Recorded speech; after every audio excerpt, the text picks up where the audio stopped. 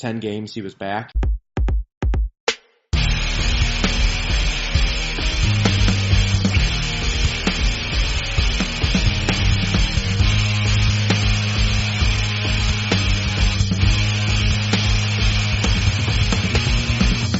Holy shit! It's another explicit edition of the Here We Go Cleveland podcast. I don't curse a lot. Actually, I do on this podcast, but the last time I said that, the Browns had fired their GM and hired a new GM, and now the Cavs have blown it up. And I'm your host, Bill Hebel. Alongside me is co-host Mike Zappa. What a great day for Cleveland sports fans. Oh my gosh. Can't wait to dive into everything that is Cavaliers basketball today. We've got so much going on this week. Who knew that after that Super Bowl game that it would automatically get dwarfed 4 days later with the NBA trade deadline? Right. And on the day of the parade to boot. Yeah. So let's just jump in. Let's just jump into a little recap of the Super Bowl. So what were your initial thoughts of the game, of the aftermath, of the subplots, because there was a lot of kind of stories behind the stories. So yeah. What were your thoughts? First of all, I just want to start this podcast off right with patting myself on the back. I didn't take any money. I didn't put any money down because I probably would have taken the Pats money line, and even I think I took the Eagles to cover the spread, so I would have won on that. But I didn't put any money down, so pass to me on that. My first takeaway. I'm going to need the intern to do a fact on that because I'm almost positive you took the Pats with the line. I probably did. Did both. No, I think I said I originally did it, but then in my mind I meant it differently. I meant the Eagles to cover, so I said that at the very end to summarize because I knew I'd screwed it up. We're going to have our producer check that and go back and listen to the tape. Yeah. Did you hear that? Our offices in LA, go and check that for us. So my first takeaway, it's pretty obvious. You have to trade Carson Wentz because you have an MVP. How do you start Carson Wentz over the Super Bowl MVP? Has there ever been another time in history when the Super Bowl MVP did not start the next season for any team? That's what I was trying to think of when that would happen. And I can't think of any specific examples off the top of my head, but the only thing that would come to mind would be was Brady the Super Bowl MVP when he got injured the next year? But that was, he didn't start. He started the first game, but then maybe I was thinking maybe there was a time when the Super Bowl MVP retired. That would be the only time that an MVP like that wouldn't come back. Yeah, what a great position to be in if you're the Eagles. With there's not as many franchise quarterbacks or quarterbacks capable of playing at a high level in the playoffs as there are teams in the NFL. There's definitely more teams than there are high quality quarterbacks that you can depend on in situations like that. Yeah. And I think it's safe to say that the Eagles now, in effect, have two of them. And with the contract they have them both under, I think combined, even though Carson Wentz was the number 2 overall pick, they may have, I think he, on his rookie deal, he'd probably be making around $10 million a year, because I think that's what Myles Garrett makes, and he was the number 1 pick. And Nick Foles, I believe, is under contract for $7 million a year. So let's just put this in perspective with the Jimmy Garoppolo deal that was today, 5 years, 137.5 million over 5 years, which is $27.5 million a year. And highest paid player ever. Had played 5 games this year for the 49ers. Yeah. So that's him. So he'll be making $27.5 million a year. And, the combined salaries of Carson Wentz and Nick Foles will be $10 million less than that. So it's talk about financially being in a great position and in a position to build. Carson Wentz will eventually be a player that is the highest paid player in the league. I have no doubt about that for his 6 weeks until the other best quarterback in the NFL is up for contract negotiation. It's just so. Anyway, I want to stay somewhat on topic. I don't want to get too far into it. Yeah. So, for any Philly fans listening, I completely don't agree with what I just said. That was hot garbage. Carson Wentz is the franchise QB. So that's good that, he was.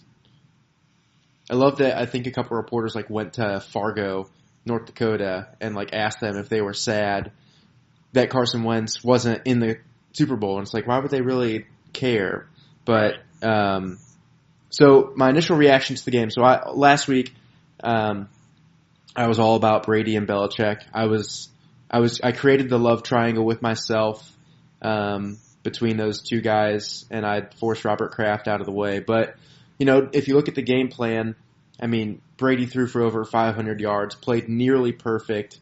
Probably would have thrown for more if Brandon Cooks didn't get knocked out of the game in the very early on.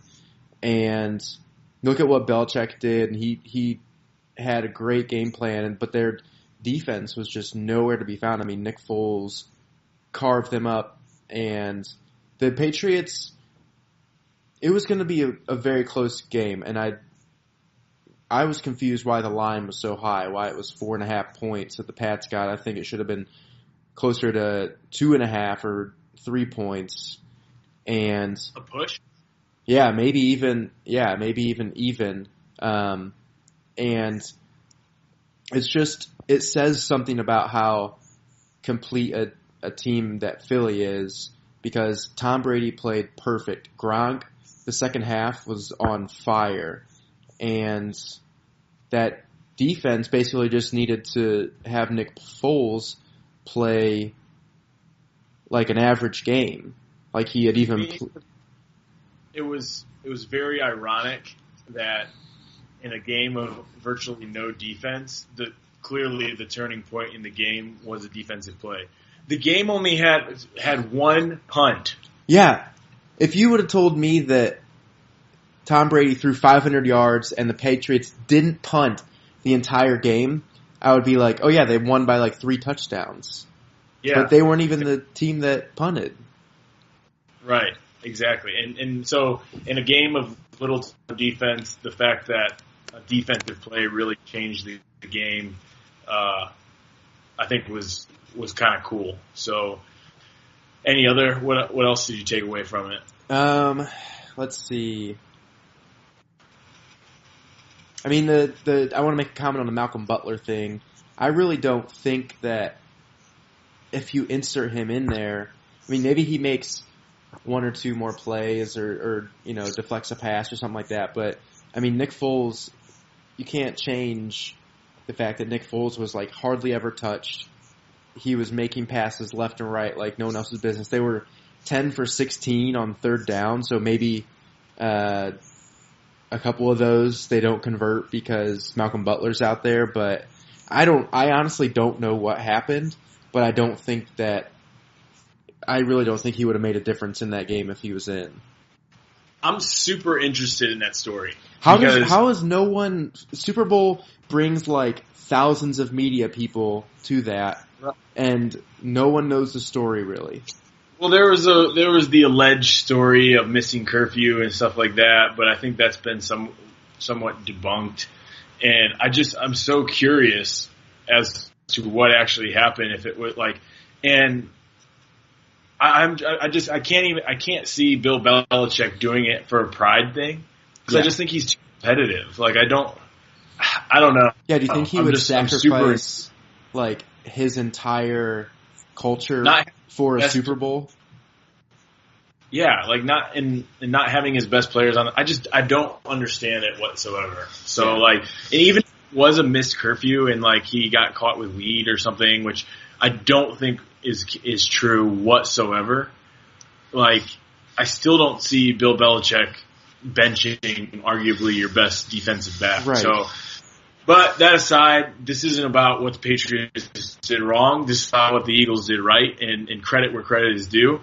I think they were the aggressor for the entire game, and I think that's how you have to play the Patriots. You can't play not to lose. You have to play to win. And I think from start to finish, the coaching staff, the offense, the defense, everyone was on that same page. And it was just really exciting because, we can, as Cleveland fans, I think you can kind of resonate with where Philly is coming from somewhat. I mean, the Cavs parade, the Cavs championship was amazing, but I don't think it'll hold a candle to what would happen if the Browns ever won a Super Bowl. And I think it's similar in Philadelphia. Like, it's a football town. They've never won a Super Bowl or haven't won an NFL championship since 1960 or whatever it was. So I just think that it's a little different this year than past years because I think there's somewhat of a connection to be made between Philly fans and Cleveland fans, just like the type of cities that they are, the type of fan bases they have, and the type of, I guess, heartache they've endured across their team. Yeah, so there would definitely be grease in the polls in Cleveland too. So yeah, so it was cooler than normal for me, and it was just, I mean, in terms of entertainment, it was about as good as it gets from start. So I don't care about defense. Like, I don't appreciate maybe defense enough in the NFL. I just want to see a lot of points scored, and that's what we saw. Yeah. And we saw some trick plays. We saw some, missed field goals by otherwise really dependent kickers. And to me, that's what that's why I like watching Division III or high school football, because I love the margin for error. Because when the margin for error is bigger, there's no such thing as a sure thing, right? So it's more exciting when there's more error, and there was plenty of it in that game. So all the props in the world to Doug Peterson and that underdog mentality they took over, and I mean it's a really cool ride. I mean, talk about it, that's like the epitome for me of catching lightning in a bottle. It's like, you talk about it in any sport, you don't necessarily have to be the most talented team top to bottom. It's all about when you get hot. Yeah. And it's just like, it's what sports are all about, right? So it's like adrenaline and going on a hot streak, and they believed in themselves more than anyone else did, and that's all that mattered. Yeah. And they like to harness that and turn it into incredible performances. So, I mean, big shout out to all the people in Philly, the fans, the players, and also shout out to Mike Lombardi for getting a mention at the parade speeches today. Jason Kelsey, Cleveland's own, giving him a big shout out for doubting Doug Peterson and the Eagles, and he just so Jason Kelsey knows. I mean, I'm sure he's listening to this. Mike Lombardi has already eaten crow. Oh yeah, he has. So, but anyway, loved the shout out in the speech to Mr. Lombardi today, because he basically got put on blast in front of millions and millions of people. So, gotta love guys like Jason Kelsey. The Browns need guys like Jason Kelsey who just bring a little a little chip, a little edge. Right, Joe Thomas, not naming names. Yeah. So good. I mean, good for Philly. Great game. I mean, what more can you say? Yeah, I mean, up for 10 years. Shout out young coach or new innovative coaches this year. Sean McVay and Doug Peterson just took on the league by storm this year, and it's great to see these new guys that are just, they're almost like the Belichicks of their generation. They're just so hyper-focused on football and so innovative in their own ways that it's just, no matter if they win or lose, it's just refreshing to watch those guys coach and try to figure out their strategies and see how they, make up their game plan. Philly, I can't even imagine what it would feel like if the Browns made it to the Super Bowl, and that would probably be enough for me. I mean, just making it that far would be enough for me. But you guys, what a great city! I love Philly. There's not much else to say. I mean, they played a fucking great game. It was the best football game that I watched all year. For sure. And that's, the NFL, some people say that, the ratings are down or whatever, and it's like, we need more innovative people like Doug Peterson, and obviously Belichick is the brains behind everything, but we need more coaches like that and more cultures that really pride themselves in a team effort, because I think that brings out like the best games for the NFL. Yeah, I agree. I don't understand one last thing. Everyone's like giving credit to Doug Peterson. Doug Peterson for going to Nick Foles and saying, "Hey, what are you comfortable doing? Because I want to design a game plan around that." Yeah. And I'm like, why is that such a foreign concept? To me, that's like basic logic. Like, right. That's why I didn't want Mularkey, because he wouldn't go to Marcus Mariota and say, "Okay, here's your game style. How can I design around it?" He was like, "No, I'm just gonna run the football down everyone's throats and win 7 games a year." And I understand that Hugh Jackson is guilty of it too, but I just don't understand why there's so much credit to be given to someone who's like, rather than trying to fit a round peg into a square hole or whatever, like let's try to develop this, like let's put our heads together. What are you comfortable doing? And I'm just going to call that style of offense. Yeah. And had you done that with Deshaun Kaiser, his season could have been different. But anyway, tonight's not about the Browns. It's about the Eagles. Go Eagles. Go great NFL season aside from our 0-16 finish first next year, and we'll be having a very different post Super Bowl recap. So we opened up at 175 to 1 odds. I got to say, I'm a little tempted to throw $100 down on them. I mean, why not? Because with all the potential talent we could add in the off season, I mean, if it's not crazy. No, I mean, and look crazy. at the Jags and even Philly before Carson Wentz got there. I mean, how quickly things can turn around, and Houston was probably on their way with Deshaun Watson this year, but right, and they didn't have the cap room or the draft picks that we had, so we could essentially do in one off season what it took them maybe 3 off seasons to do if we are the most aggressive. But I don't know I hope that we are, but I mean, we have to be. At this point, you have to be. Like Cavaliers, and we turn over 50% of our roster with younger, more talented NFL players, and then we give it a go. So with that, well, I want to say one last thing about the Super Bowl. I want to give a shout out to Seven Sun Brewery. They hosted the first unofficial Here We Go Cleveland Super Bowl party. It was a blast. Their event space is amazing. And so if you're ever in Columbus and need an event space, check out Seven Sun Brewing. So thanks again. And with that, the main event. Biggest news to come out of Cleveland since, I don't know, Akron made the Goodyear tire. Maybe it's a little less. But my God. So the Cleveland sports gods were looking out for me today because I was flying, and I've never flown JetBlue Airways. Shout out JetBlue Airways, because they have DirecTV on all their flights. Oh wow! So for 3 hours that I was on a flight, I was able to tune in and listen to get all the breaking news on the Cavs trade. So let's just do a quick recap. Yeah. Go ahead, and then we'll get into breaking down where we stand on this. Yeah, so I follow Woj on ESPN or on Twitter, and I follow him throughout the year, but today is the day that I turn my Twitter notifications on for him, so that my phone just blows up with all of the trade notifications. And it was just funny seeing how things progress and how quick he is.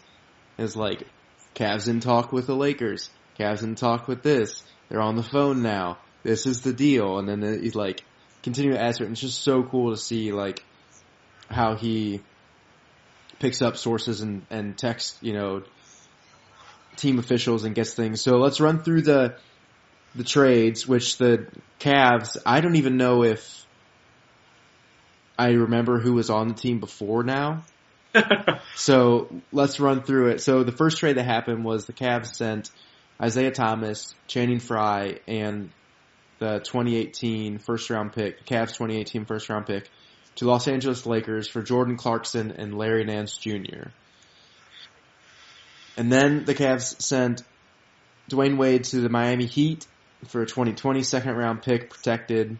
And then the big one the Dwayne Wade trade had to happen for this one to happen, but the Cavs sent Derrick Rose, Jay Crowder, and Iman Shumpert to the Utah Jazz. Jazz got Derrick Rose and Jay Crowder. Sacramento Kings got Joe Johnson from Utah and Iman Shumpert from the Cavs.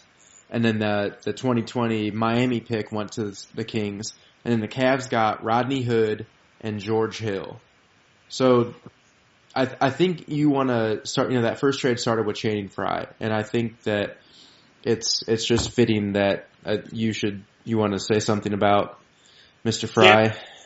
Channing Frye will likely go down as one of my favorite athletes of all time, favorite basketball player of all time, because of just the personality he brought, the outlook on the team that he brought, and obviously I was a big fan of Road Trippin' Podcast, which I can only assume will be no longer existing after this trade, unfortunately. So Allie Clifton's the real victim here because she's like losing all of her friends. But anyway. Channing Frye just had such a good outlook on basketball, understanding it's a business, not taking things personally, not being ego, just being willing to play any position, any role, and that role may not involve dribbling a basketball or shooting a basketball. It might involve, being in the locker room, kind of taking the edge off of players and stuff. And I think that's going to be really missed, and I hope that, I think in the next couple of days there'll be some buyouts, and I hope that the Cavs they have 2 roster spots open now because, we got rid of 6 players and only brought in 4. Yeah. I hope they fill that spot. I was really with a veteran. I've heard rumors of maybe Kendrick Perkins, who we've talked about, right? Every year they've kind of had that James Jones, Kendrick Perkins, Channing Frye, that presence that I think, probably doesn't average 5 minutes a game, but in the locker room, behind the scenes, but can average 5 personal fouls a game. Yeah. So they did change. Anyone hoping that maybe the Lakers would buy Channing Frye out and the Cavs would have a shot to re-sign him, that rule has changed. I think that happened to Anderson Varejao a few years back, where we traded him, he got bought out and ended up signing with the Warriors. So that cannot happen anymore. So at first I was really holding out hope that would happen, but Channing Frye, just a stand-up guy. I mean, he just had, he went through some really tough times while he was here in Cleveland, and, he made it a point to thank the city and thank the fans for their positivity, I guess, helping him get through some difficult times. And it's going to be sad to see him go, but, one of those players that easy to root for no matter what team he's on. And he's someone that I feel pretty confident if he did get bought out and he could be signed by another team and the Warriors want to take a shot at him, I think he'd turn the Warriors down. He'd be like, because he's that competitive, and he's not. I don't want to portray him as soft, because I think in the stories you heard on that Road Trippin' Podcast and stuff, he was one of the feistiest guys when he had a long fuse but a big bomb. So once that fuse was burned up and you set him off, it was like game over. So right. It's him, but that aside, that's the league, that's business, and wow, we have some stuff to be excited about now. So yeah, I mean, thank God that, first of all, I just want to say again, Channing, when you and Richard started Road Tripping, that I probably followed that podcast more than I followed the Cavs. Yeah. And it's just sad to see that go. Maybe Channing and Richard will end up, on the same team somewhere now, or both retired, and then they can continue that podcast. And that's just gonna miss you, Channing. He was actually playing pretty well. Yeah, Here of late, he had some. His 3-point percentage was up. His minutes and points were both up, and he was actually. Go ahead. Yeah, I don't think it had anything to do with performance. I think it just had to do everything with the money. Right. He's got an expiring salary, so he's still like, it was different for Richard Jefferson because when he got let go or traded, it was due because they needed a roster spot, right? It wasn't because of the money. Right. But for Channing, I think it was all about the money, and because Richard Jefferson was making the league minimum or the veterans minimum or whatever it is, and Channing was still on like a pretty good like $7 or $8 million contract. So, but yeah, I said all that stuff about off the court. On the court, I've been lobbying all season for him and Cedi Osman to get more playing time. Osman is a beast. Yeah. So anyway, I hope that all these additions don't. I mean, he played great last night, and I mean, I think one thing that you can tell from a guy like Cedi is the possibilities the Cavs have when they have some young, athletic, run and gun, like really just energetic type guys. That's what Cedi Osman brought to the game last night. There in the last minute, that was one of the most entertaining games of the season, by the way, against the Minnesota Timberwolves. Oh, easily. 31 lead changes, buzzer beater at the end, OT, the whole works. But, guys, you weren't seeing that with other guys on this roster. Now we're bringing in some young talent, guys that are known for being super athletic, super long, and I think that's what LeBron James and Kevin Love, who are probably two of the best passers in the NBA. I mean, if that's a traceable or something that's tracked, I mean, Kevin Love made a name for himself with outlet passes. Right. And adding 4 guys who are super athletic who can run the floor, like once Kevin Love comes back, it's not just LeBron that's going to be leaking out to get, breakaway easy layups. It's going to be, 3 or 4 potential guys that are going to. Yeah. That was funny. Did you hear LeBron's quote after last night's game? He said, he was talking about the outlet pass at the end of the game. He's like, usually that would be Kevin Love. So it's funny to see LeBron say that, with all this turmoil that has overcome the Cavs of recently, and I really think that Isaiah was the problem. I don't think it was ever Kevin Love, and I don't think anyone will ever admit that. It was easily Isaiah. I mean, well, I think everyone would admit it. Well, I don't think it's a secret. I think it was clearly. I think it was not him, not just him either. I think Jay Crowder was the same. I mean, you've seen clips of I remember the clip of Jay Crowder stepping over Kevin Love, right, which drove me crazy, and Derrick Rose. I just think you had a lot of guys who couldn't check their egos. Yeah, and it's either fit in or fit out when you're on a LeBron team, and they clearly decided to fit out. Yeah, and then you have the clip last night of after LeBron hits the game-winning shot, he's running back and he goes to give a chest bump to Cedi and just passes right by Isaiah, and Isaiah kind of is jumping up he was gonna get hugged by LeBron and had to kind of turn his body because LeBron was not going for him at all. And I must say, I do have to just a small part of me feels bad for Isaiah Thomas. It really does, because he's been on the wrong end of some really unfortunate circumstances with last year, his sister passing away and then him kind of playing through that grief and then, playing really well and fighting through that, and then he gets injured, and then he gets traded, and then he comes back and he's not the same player, and now he's traded again, and all of that. I do feel. I mean, the guy was top 5 in MVP voting last year. Right.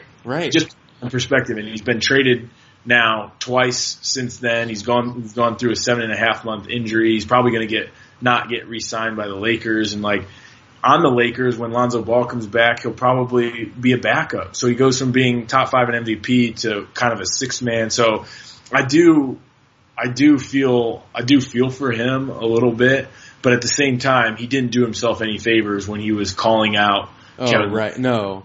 coaching staff. And I'm like, that there's a time and a place for that, and it's not to reporters or anything like that. So I think he'll be happier in LA without the drama of that comes with a LeBron team, because that's just the nature of it. So yeah. I wouldn't be surprised if he got out there and I don't know how the Lakers training staff compares to the Cleveland training staff, but I wouldn't be surprised if he got out there and they had him sit, a few weeks or something like that. Because maybe he's not fully back from his injury. I feel like the Cavs threw him back from injury way sooner and way too many minutes than I thought there was supposed to be like a minute threshold where he only played like 10 minutes a game or something like that for the first 10 games he was back. But it seemed like a week after he came back from injury, he was playing like 25, 30 minutes a game. And he just doesn't seem like the same type of player that was in Boston. And the only thing that happened between that player and now was his surgery and his injury recovery. So I think there's something tied to his hip, no pun intended, that is just really affecting his game. Well, and I think you're right, but I think even more so, for Isaiah Thomas to be successful, you have to have a scheme in place that and he has to have the ball in his hands too. Yeah, and I think Brad Stevens, we've talked about as an excellent coach, and he was able to establish that scheme that Isaiah really thrived in. That doesn't work in Cleveland when you have a guy like LeBron and Kevin Love. Like, props to the Celtics for overachieving with a roster that wasn't as talented as some other teams, but you could quickly see that it was going to be really difficult for Isaiah to fit in on this team given the style of basketball that they play. So that all aside, Isaiah is gone. That all being said, I still think that he was the root cause of a lot of the aggression and the tension in that locker room. Yeah. I think it was kind of two cliques. There was the old school guys who kind of understood the system and they were behind like what it is. I mean, the Cavs are LeBron's team, and there was another group of guys who thought that they could point fingers and stuff. And I think we've gotten a lot and had different agendas, I guess I would say. I think I just think Jay Crowder wasn't the player that he was in Boston because he became a stand around, not as aggressive, like let's just let LeBron do his work. And anyway, that all aside, I don't want to talk about the guys who are gone. Yeah, really. Forget them, except for Channing. The only one who deserves. We didn't even talk about Iman Shumpert or Derrick Rose, but they don't. I mean, Iman Shumpert got his ring. He got his big contract. He'll be fine. Derrick Rose, I think his agenda was not. I think it was a little bit ill-intended. I want to talk about the guys we do have on this team now. Yeah. So, I mean, I don't really know too much, honestly, about these guys. We got Jordan Clarkson. He's a great defender, point guard, 6'5". They're all these guys are young, which is great because they all bring a lot of energy, like you said.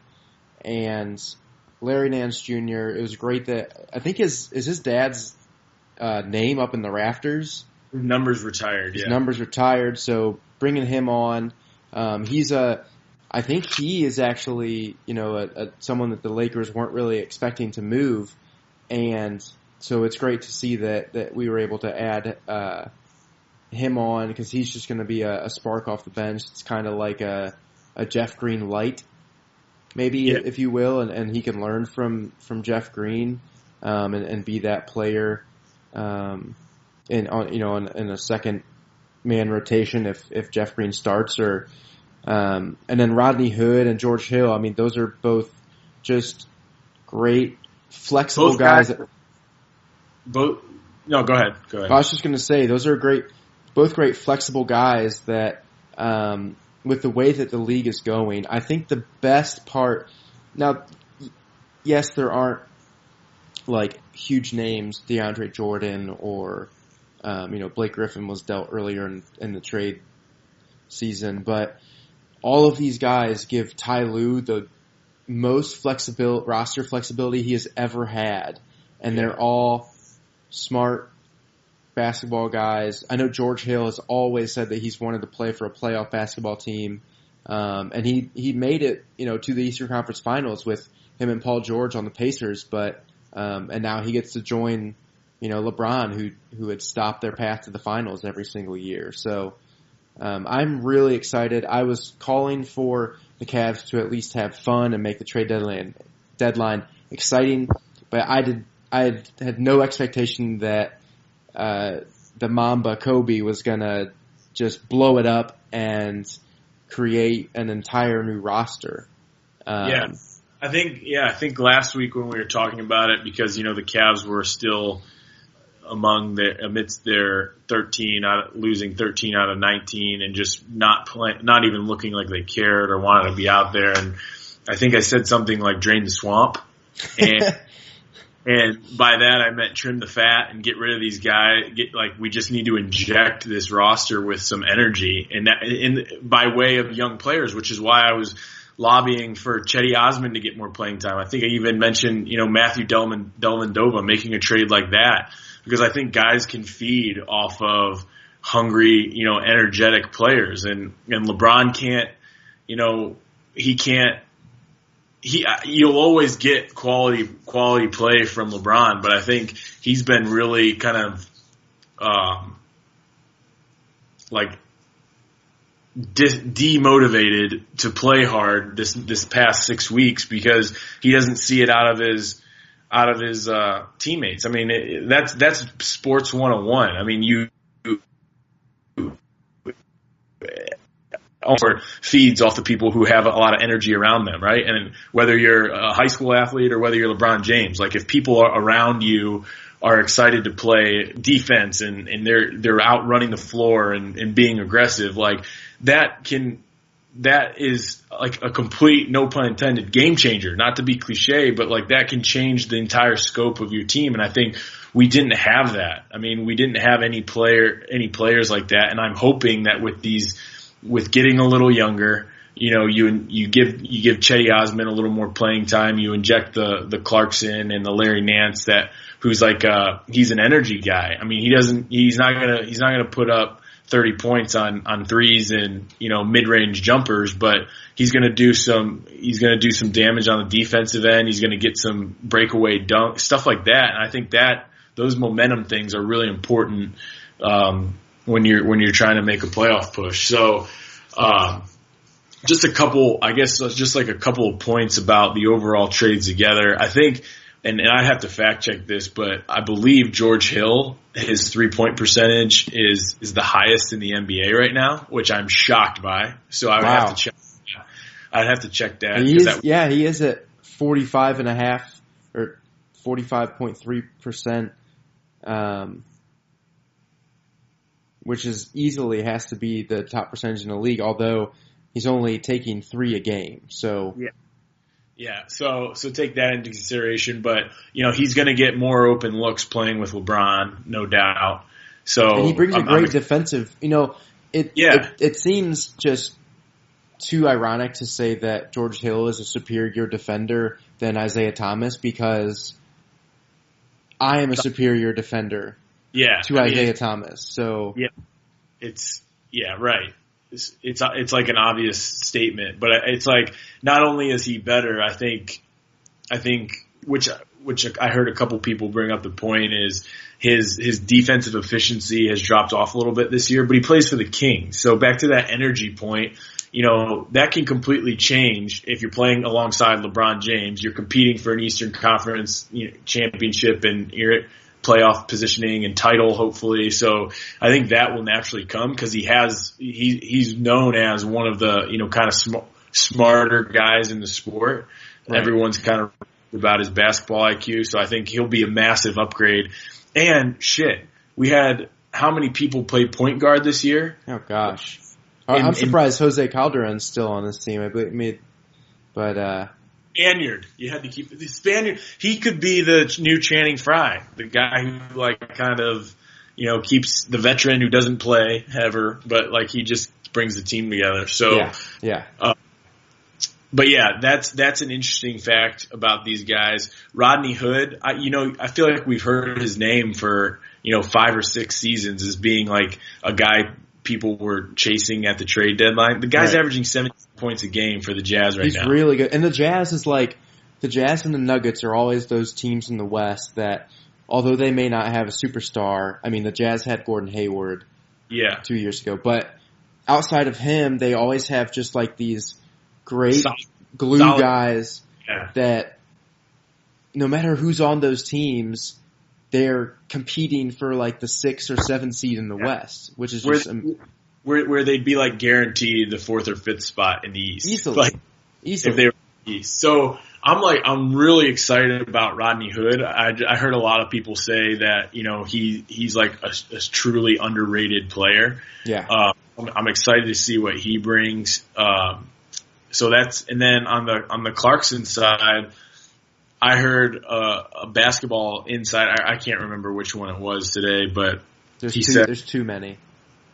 And this was a guy from the Lakers. His comparison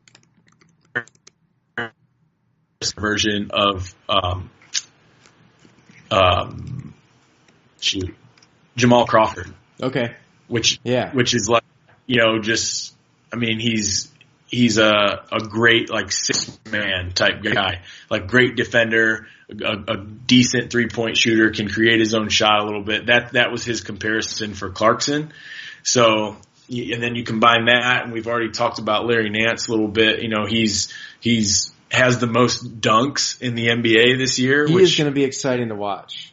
Yeah. So, and I just think you need a little bit but the bottom line, all 4 of those guys, I think are going to be good additions on and off the court. And that's, I guess, what I'm most excited about, because I think that once they hit their groove, I think the younger guys like Clarkson and Larry Nance have a lot to prove.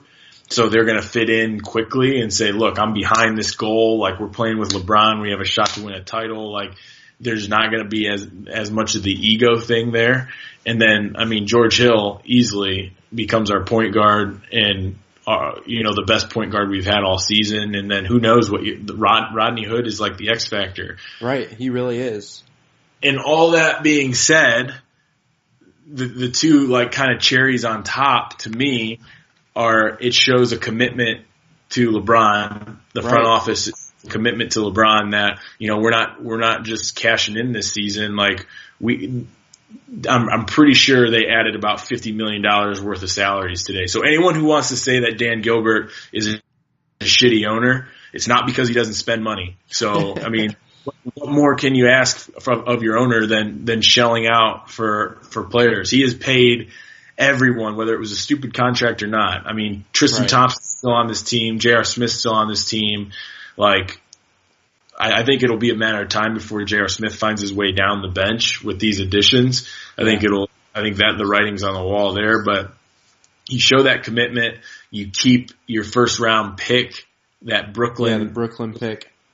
So, if we make a run, then you can, in Brooklyn, falls short and ends up not finishing the season great. You can say, look, in addition to all these young guys, we're going to add a top 5, top 8 pick. I just think at first sight, this looks like a home run. Oh, easily. And, time and time again, the Cavs, when they had LeBron before the decision, they would try to make these trade deadline moves where they would, bring in some big name veteran who was 3 or 4 years behind his prime.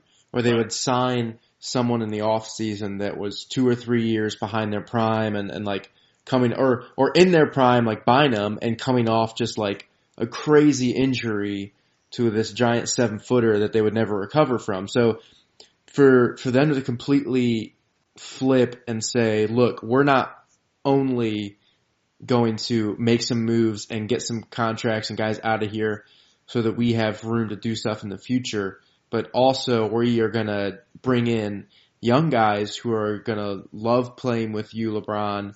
And I think it's a great move for the Cavs now in the short term, and a great move to show that they are committed to continuing to build this team around LeBron as they move forward in the future. it's gonna be interesting to see how these guys mesh. Because I mean, when we talked about before, when's the last time that for Philly that a Super Bowl MVP probably won't start the next? Well, I mean, I don't know how long Wentz's recovery will be, but won't be guaranteed the starting role for the entire season the next year. And so, when's the last time that 6 guys were flipped from a playoff squad, and then that team went on to be, a Eastern Conference Finals or an NBA champion? Yeah, I think, and that's a really good point, because you think about the point you made about, like, in the past, moves like this have kind of hurt the Cavs because they've tried to make a move to, like, appease LeBron at the trade deadline, and that's worked out, in the first time around, to trades like Ben Wallace and Larry Hughes and Wally Zerbiak and Shaq and all these different guys, and I think this is different. This is different because it takes your average. I mean, there was no doubt the Cavs were the oldest team in the NBA, and the trade today lowered their average age by 4 years. That's so they're crazy. Now 27, where it was 31 before. And I just think, from what I've heard and what I've read about these type players, I think they give us a chance to do that similar thing that, is transcendent in every sport, getting hot at the right time.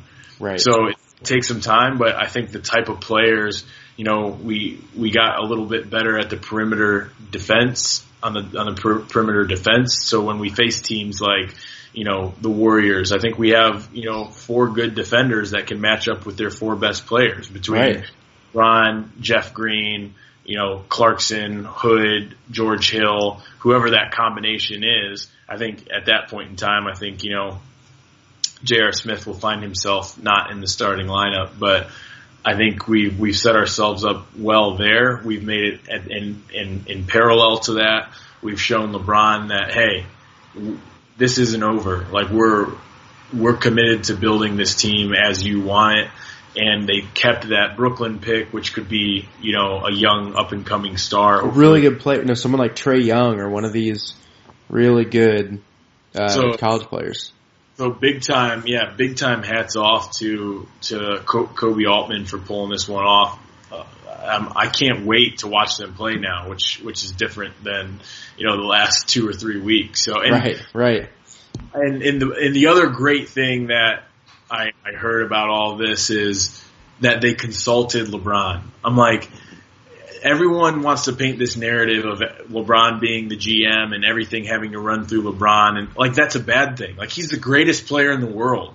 Yeah. Like, why is it a bad thing for you to consult like him before making a major move? Like, that, to me, that's not a bad. Like, you should want to build your team around players he thinks can be successful. He's been in the league how long?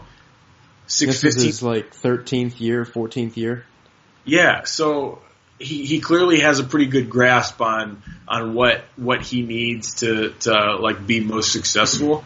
And I heard multiple reports that last night before the game, Kobe Altman cornered LeBron, and it might have been Dan Gilbert with Kobe Altman, but they cornered LeBron and said, "Look, we've heard you, and here's what we have on the burner." Yeah. So, like, here's the irons we have in the fire. Nothing's official yet, but we want to let you know that we're working on addressing, because we're obviously in a position where we need to make some significant changes. And then you saw him have another MVP type game with 37 points, a triple double, 15 assists. Like, he went off. Yeah. So I think that speaks a lot of volumes to that relationship that you hear so often is damaged goods, and I'm really relieved to hear that, between the Dwayne Wade trades and all these trades, LeBron was at least told beforehand, right? It wasn't like a shock to him. So anyway, super excited for the game. I'm really excited. It's going to actually be funny to watch the first game back that the Cavs have, because half of these guys won't be ready, so they're going to be bringing up, Canton Charge players, to fill those spots. So maybe we'll find another roster guy that can, playoff time come and, give a couple of minutes a game or something like that and just be a defensive stalwart or something. But, and all of this, all these changes, we're going to have Kevin Love back in 6 weeks. Right. So it's going to be very interesting to see not only how they mesh together and how they mesh together with Kevin Love, but how successful they can be compared to the guys they had. So just real quick, and not a me real quick, a Mike Zapper real quick. Let's one word answer where actually one word means 4 paragraphs. I'm a creative mind. I like to expand on one word. So let's real quick run through draft grades for. We'll just do the 2 trades because the Dwayne Wade to Miami Heat pick. That's kind of just like I don't want to grade that. I mean, A+ for Dwayne Wade, just because he gets to go there and retire this year. So yeah, I'll give that one an A because they consulted LeBron and everyone was on board saying like we know he's wrong by you or him. Like that's a Class A move in my book. So I'm going to give that one an A. Yeah. All right. Let's give what about the Isaiah Thomas, Channing, and the Cavs pick to the Lakers for Clarkson and Nance Jr. I can tell you right now that all of my grades are going to be like a B+ or an A because I think the underlying thing for me with all of these players, all 4 players we've acquired, is we maximize our return with what we had. Right. Right. The most we could have possibly asked for back for the garbage that we got rid of. Like, yeah, without giving away the Brooklyn pick. Yeah, I'm convinced that what we got rid of, it's addition by subtraction. Like I would have been happy to not bring anyone in and get rid of those guys because I just be like that crazy in like between IT and Derrick Rose. I was never a fan of Derrick Rose, and so I mean to get the players we got back who I think are going to fit really well on this team and they address our weaknesses of energy, athleticism, perimeter defense, stuff like that. I mean, I give the whole day. I have to give it an A at this point. I give it long. I mean, and they could not mesh at all because that's what we thought about Jay Crowder too. And they may not like playing with LeBron, but I think George Hill has shown that he's willing to be a 2 or 3 man. I think these guys are going to be just. I think like they're so excited to be able to play with LeBron. Yeah, and have a shot at a title. They all came from non-playoff teams, right? So, yeah. So I give them. I don't want to run through each of them anymore, but I give them all an A. The only thing that Kobe wasn't able to trade away was LeBron's grudge against Dan Gilbert. That would have been nice. Just so we have a little better idea of that relationship moving forward. But alas, you can't really trade LeBron's feelings away, although maybe you can subtweet them away. But so the last thing I want to talk about the Cavs with is I want to predict if the Cavs will win more or less games than they are currently on pace to win. So they're currently 31-22 after that gorgeous win last night against Minnesota.